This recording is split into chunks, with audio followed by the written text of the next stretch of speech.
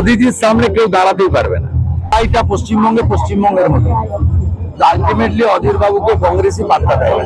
গান্ধী বলছে অসভ্যতা ভিতর পার্টির ইতরামি 7 তারিখের পরে খুঁজে পাবেন তাড়া করে ঘরে ঢুকিয়ে দিয়েছে বিজেপি।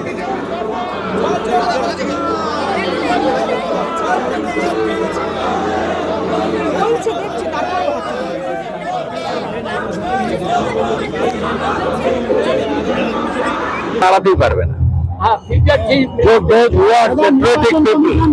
রাষ্ট্রবাদী পিপল ওরা মোদিজিকে ছাড়বে না। আর আমরা তো বাঙালিরা হিন্দু উদ্বাস্তু হয়েছি না 47-এর পরে, আর উদ্বাস্তু হব না। মোদিজিকে ছাড়বো না, ছেড়ে দিলে সোনার গোড় আর যে পাবো। রাহুল গান্ধী আরো একটা বিষয় বলছে নরেন্দ্র মোদীজি আমার বিরুদ্ধে বিভিন্ন জায়গায় মামলা করছেন, মমতা বন্দ্যোপাধ্যায়ের বিরুদ্ধে তো কোনো মামলা করেন, 30টা মামলা করেন।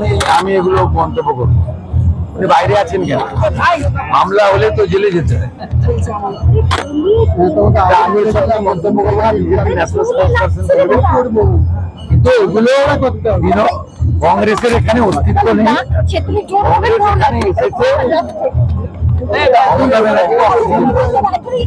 কংগ্রেস কি লড়ছে নাকি?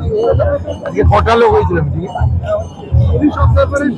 দাদা, অধীর রঞ্জন চৌধুরী বলছেন কংগ্রেসের যে প্রার্থীরা জিততে চলেছে সেই সমস্ত প্রার্থীদের আইপ্যাক টাকা অফার করছে। অধীর রঞ্জন চৌধুরী এমনটাই বলছেন।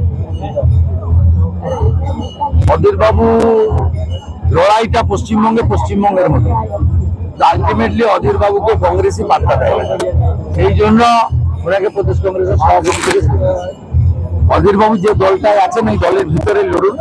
সাংবাদিকদের কাছে গরম গরম কথা বলে কোনো লাভ নেই, কারণ অধীর বাবুর কথাকে তার নিজের দলই গুরুত্ব দেয় না। নিজেই বলছেন যে তিনি হারবেন, জলঙ্গিতে তৃণমূল হারবে, প্রচুর মদ খায়। যখন কথা বলছিল মদকে কথা বলছিল, আই নো হিম, প্রচুর মদ খায়। অসভ্যতা ভিতর পার্টির ইতরামি 7 তারিখের পরে খুঁজে পাবেন তাড়া করে ঘরে ঢুকিয়ে দিয়েছে বিজেপি।